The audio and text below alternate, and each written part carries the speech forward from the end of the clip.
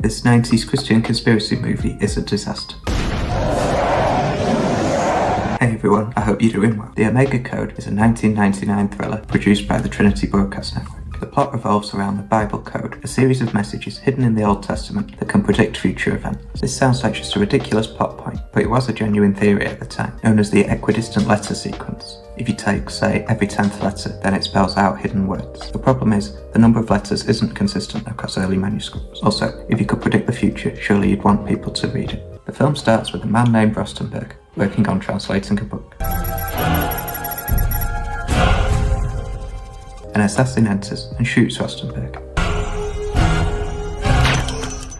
I mean, he has gone to God, so that's one prediction that's come true already. We then see Dr. Gillen Lane appearing on a talk show to promote his book. He starts off with some cringy Andrew Tate-style motivation. What creates an extraordinary life is an extraordinary mindset. The interviewer then moves on with the laziest exposition I've ever seen. Explain to our audience what this Bible code is and how it works. Lane describes how major historical events were all predicted in the Bible. He mentions the rise of Hitler, the Kennedy assassinations, and even the death of Princess Diana. The computer found Princess and Diana, encoded at the same skip distance. And around it, Paris. Tunnel. The film came out just 2 years after Diana's death. That's way too soon to reference it in a film. Another section of the code is translated. These pop up throughout the film and basically work as scene transitions. I think they're supposed to be cryptic and intriguing, but most of the time it's pretty clear what they refer to. After this reference to Empire, Lane arrives in Rome for a charity gala hosted by Stone Alexander. Alexander has just been named chairman of the European Union, which has never been a real role. He's played by the actor who played Basil Exposition in the Austin Powers films. This is really appropriate because the whole film is exposition. The assassin who killed Rostenberg is at the speech. A newsreader called Cassandra tells Lane that the assassin's name is Dominic. He's one of Alexander's closest aides, and apparently he used to be a priest. Out of nowhere, Cassandra's bra breaks. Ah, brilliant. Always come prepared. That's so creepy, isn't it? What would your wife say? We're separated, so probably not too much. Cassandra walks away, leaving Lane stood with a horse. For some reason, it turns demonic. Turning to LA, Lane goes to see his friend Jack. Jack accuses Lane of being away all the time, and says that this is why Jack's marriage isn't working out. Gillen, we've had our tough times too. Being the wife of a senator hasn't been that easy. We just promised each other that we'd stick it out, that we'd make it work no matter what. No matter what. This is really naive. Obviously you should try and make things work, but sometimes the best thing is for them to end. Lane is clearly uncomfortable, so he tries to shift the conversation. What do you know about visions? Vision? It's such a strange thing to say. Imagine someone asking you that out of nowhere. I guess he's still thinking about the demon horse. A literal nightmare. You could call it Nathan. He's clearly unstable. He'll have to hire an ex-horsist. Sorry, that's too many horse puns. I just get a kick out of them. I love it. Over in Rome, Dominic and Alexander discuss Lane. Dominic says he doesn't know what to make of him, but Alexander is clearly impressed. Well, I find him interesting. A man of vision. Not enough people with vision around me. This is clearly meant to be a pun, but that wouldn't make any sense. Alexander couldn't possibly know about Lane's visions. Meanwhile, Lane goes to his wife's house for their daughter's birthday. She's clearly annoyed at him, but her mood instantly changes when he gives her flowers. Where's my birthday girl? Oh, you can't keep spoiling her like this, Gillen. You already sent her birthday. That's all it takes, guys. She's also clearly jealous of her daughter, which I find strange. If you love me half as much as her, we'd have one heck of a marriage. You see people like this in real life a lot, and it's always really weird. If that's how you feel, you're not ready to have children. We get another section of the code with some cool alliteration. There's absolutely no chance of that happening when translating from another language. They explain that House of Isaac means a synagogue, and House of Ishmael means a mosque. In Jerusalem, a man sets a bomb, and Cassandra happens to be in the perfect spot to capture it going off. Tell me when you're framed. Anytime. The bomb is at Dome of the Rock, a sacred site in Islam where they believe Muhammad ascended to heaven. Cassandra delivers a piece to camera, and she's clearly fine, but in the next scene, two men help her out of rubble. Where is Benjamin? Benjamin. He is gone. You cannot help him now. We have a message for you to carry, but we must leave this place. I know that continuity errors are the least of this film's problems, but they're still really jarring. Alexander is leading the talks between Israel and Palestine, but he's got nowhere. Sir, Israel is pulling out of the talks. I'm afraid they find your position unreasonable. Tell them it's unreasonable people who shape the world. Tell them it was unreasonable for their fathers to even think they could have a homeland again. I'm sure that'll help to calm things down. Alexander says there was 200 years of peace under the Roman Empire, and that's what he wants to create. We need an archetypal figure to embody the message. Like Dr. Martin Luther King, Gandhi, a new Caesar to usher in a new peace. Oh, no, not Caesar. At least he has some restraint, I suppose. Alexander brings out some wine from his own vineyard and goes on a rant about his dad. Yes, he was also a drunken, wife-beating womanizer, a vile man. This seems to have no relevance to the rest of the film. Maybe they're trying to explain or justify his actions somehow. Alexander also has a bizarre pronunciation for the word chaff. I've tried to separate the wheat from the chaff, as it were. Lane is offered a role working for Alexander. Well, I've been offered a position as Chairman Alexander's Minister of Information. We'd head off on a goodwill tour tomorrow. Don't quite know for how long yet, but... Films always show people listening to answer phone messages as they're being recorded. Has that ever been possible? No phone I've ever had has done that. Alexander reveals a bit more about his past. Family, or the greater good. Oh, it's a hard choice. I had to make it too. Thanks to Hot Fuzz, I just can't take that seriously. All about the greater good. The greater good. Back in Jerusalem, the men who rescued Cassandra from the rubble pop up again. Crowds of curious onlookers have been gathering around two unidentified men who are claiming to be prophets sent from God to warn the world of its coming end. In Italy, Lane is resting at Alexander's castle when he gets a strange phone call. You must stop the Midas summit. What? Who is this? You cannot allow it to proceed. The summit's top secret hasn't even been set yet. Who is this? It plays right into their hand. This is the man who's been producing the sections of code. He asks Lane to meet him alone the next day. The truth shall set you free. The next day, Lane goes to the square to meet the man. Even though it only happened seconds ago, Lane recalls the conversation. And then he said, the truth shall set you free. The man gives Lane a piece of paper, but before he can explain anything, he gets shot.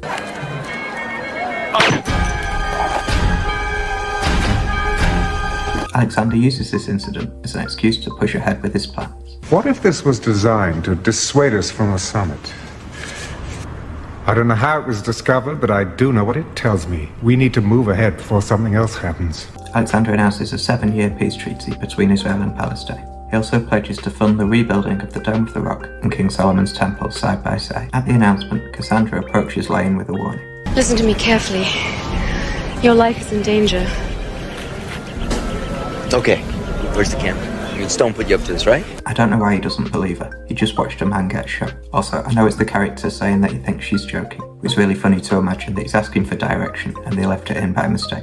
Okay, action. Where's the camera? Perfect. What do you mean? I need to know where the camera is. Seriously? It's right there. The same place it's been all day. Sure, no problem. Okay, are you ready now? What's my line? Where's the camera? You just said it's there. For God's sake. We then hear that Alexander's plan has worked. Chairman Alexander continued to leave his mark as UN delegates approved his plan to create a world union modeled after his 10-zone European power base. This is a huge jump to make out of nowhere. The whole film revolves around Alexander taking over the world. It shouldn't just happen in a single news report. Speaking of which, there are way too many news reports in this film. It's the laziest way to give information to the audience. It's also just really dull. Following the announcement, we see a TV debate on the issue. The tone it takes feels very reminiscent of the Brexit debate. But it's hard for me to believe that so many countries, including our own, would just hand over their sovereignty. The world union is still a democracy, just on a broader level.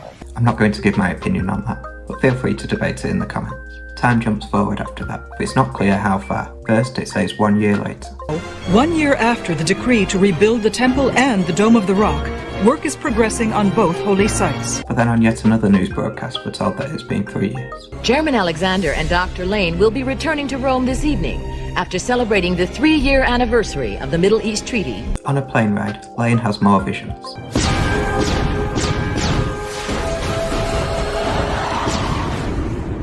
Then while he's washing his face, Emperor Palpatine appears in the mirror. This one doesn't make any sense. They're supposed to be Lane's visions, but his face was covered so he wouldn't be able to see it. Lane looks outside, sees some more hooded figures.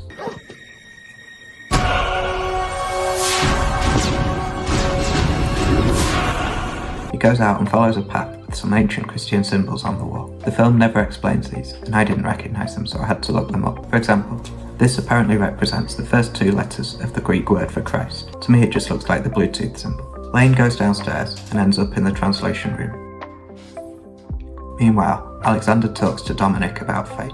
If fate assigns us our roles and we don't fulfill them, are we damned for it? If Adolf Hitler was assigned his role and he played it out perfectly to the end, was he damned for his obedience? This is actually a really interesting question. Scientifically, everything is determined, and in a Christian context, Calvinists believe everything is determined by God. How can you be blamed for what you do when you had no choice but to do it? The best attempt at an answer is that we're still responsible because we act in accordance with our desires and character. To me, this isn't convincing at all, though. It just pushes the problem back a stage. If our desires are determined, we couldn't help but act the way we did, so it seems unfair to blame us. Sadly, though, the film doesn't explore this topic any deeper. Dominic and Alexander interrupt Lane in the translation room. You stole Rostenberg's program. You've been following the code like a script. Blown up the dome, the synagogue. Yes, and look what good we did. This is the central premise of the film. It makes absolutely no sense. If it's a prophecy, it should happen anyway. You don't need it to tell you what to do. Alexander gives the typical movie bad guy, we can rule the world together speech. I need you to be my spokesman for this new world. My prophet. You said I would be the prophet. Dominic blames Lane for the murder, forcing Lane to go on the run. You were right. Look, I need your help. They'll be combing the airport, so I would have to sneak you aboard one of the network jets. In hospital, Alexander's heart starts beating again. Meanwhile, Lane and Cassandra try to figure out the code. 77s are decreed for your people and your holy city. 70 rungs of text, 7 rows each.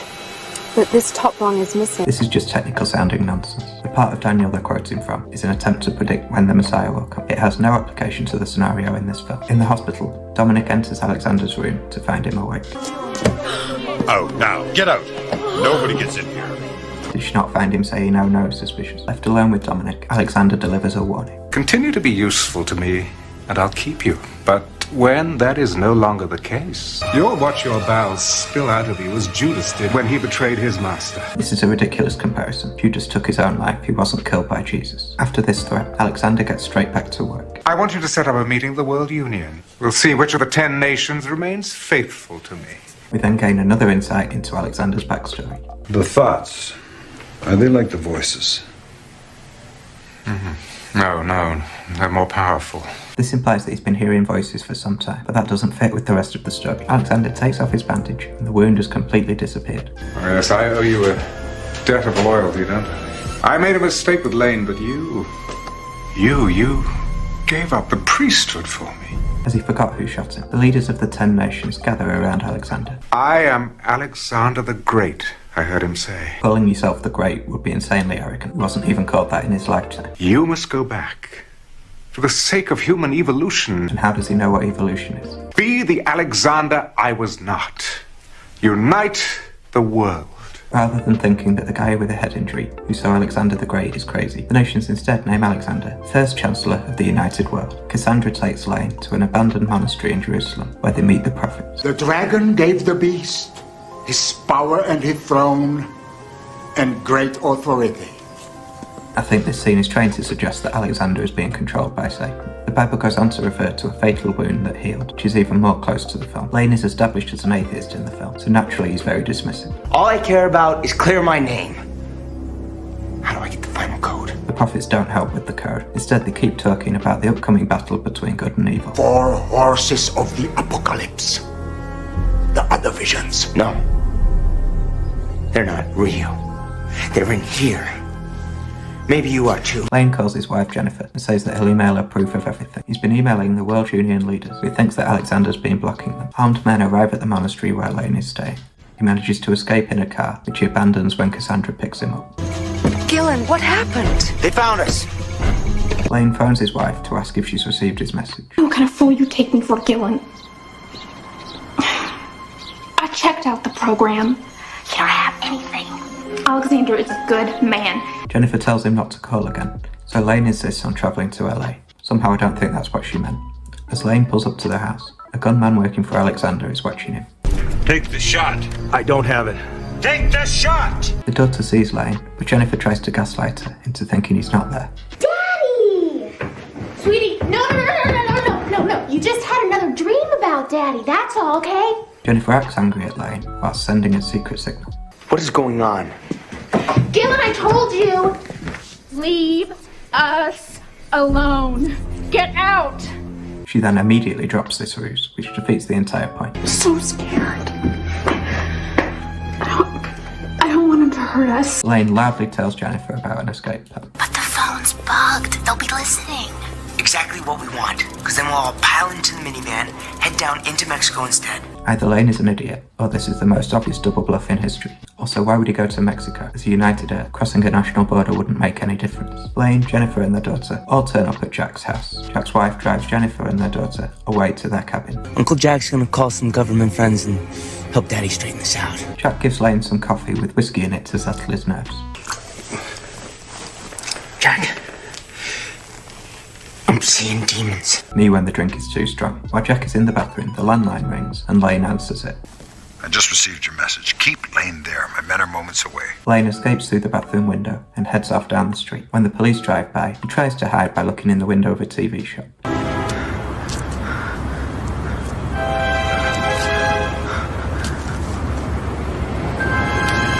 How would this happen? I've never seen display TVs linked to CCTV. After driving past slowly, the police do an unnecessarily dramatic turnaround.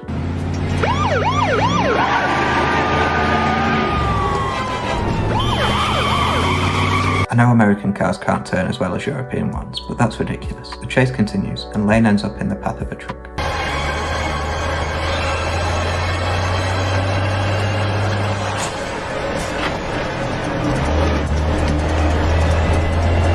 He runs with his palms flat, clearly trying to be the next Tom Cruise.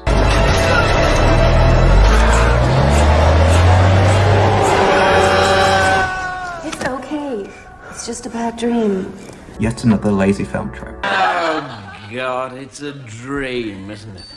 It's a bloody dream. The prophets hand Lane a piece of paper with the final code on it. Suddenly, Cassandra turns on him. They gave you the final code. Yeah. Yeah, they did. I knew they would. Hand it over.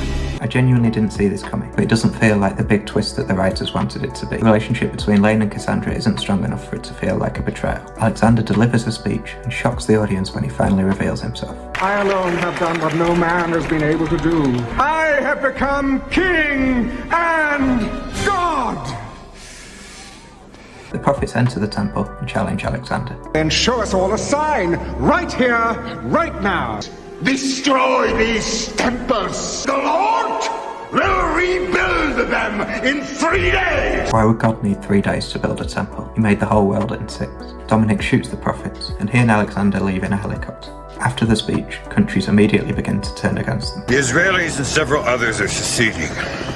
And I'll make them an example to the rest of the world for treating me this way. Others may follow, sir. Then I'll crush them too. Don't forget, I have the final code. Lane is arrested and thrown into a cell. Then Alexander prepares for war. Want a quick ground strike to allow our envoys out of the region, followed by a strategic nuclear strike. The council seem weirdly fine with this. No one raises any objections to using nuclear weapons. Dominic interrupts the meeting to show the council news reports of the world falling apart. Hong Kong plant has ground to a halt as early tests are confirming that the ocean's molecular structure has somehow mutated. This is such a ridiculous line to include. What would oceans mutating even look like? Cassandra gives Alexander the paper with the code on. He tries to read it, but it melts away.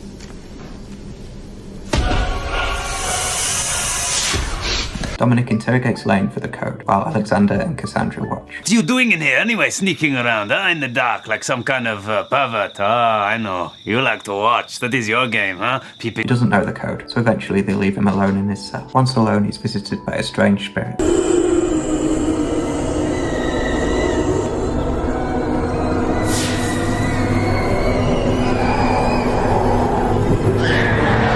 Not entirely sure what this is meant to be. It could be the Holy Spirit since it sets him free, but why does it look so evil? I think they just had money left in the effects budget. The ground shakes and the prophets come back to life.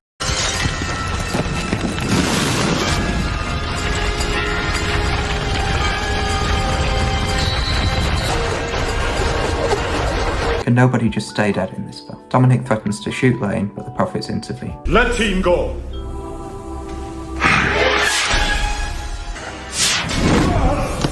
They use force choke on Dominic and seemingly kill him. The prophets give Lane a piece of paper with the code, then disappear. Lane threatens Alexander with a gun and tells him to call off the attack. Call it off or you're a dead man. Oh, I've already been a dead man. Despite the dismissal, Lane continues to threaten him. You spend too much time in your codes. The beast and his false prophet get cast out into the lake of fire. Fairy tales. It's really odd to dismiss the Bible at this point, when it's been the driving force for the whole plot. Alexander tells Lane that he's been responsible for all evil actions. I was Judas, betraying Christ to be crucified. I was Hitler, leading millions to the slaughter. And I was the drunken driver who killed your mother. Cassandra points the gun at Lane and asks for the code. There's still time to call off the troops. Very well. Prepare the attack. Wait! I'll give it to you. Of course, as everyone knows, it's a bad idea to make a deal with the devil. Alexander doesn't stick to his side of the bargain. Commence the attack on my mark. Well, they're already in position. Why waste the trip? 3, 2, and... Rather than Alexander's bomb, this is the light returning to the world. The light pushes the demon out of Alexander's body.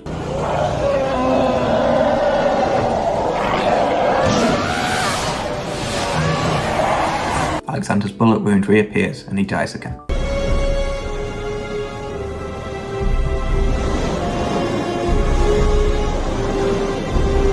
The light spreads across the whole world and the film ends with the final code.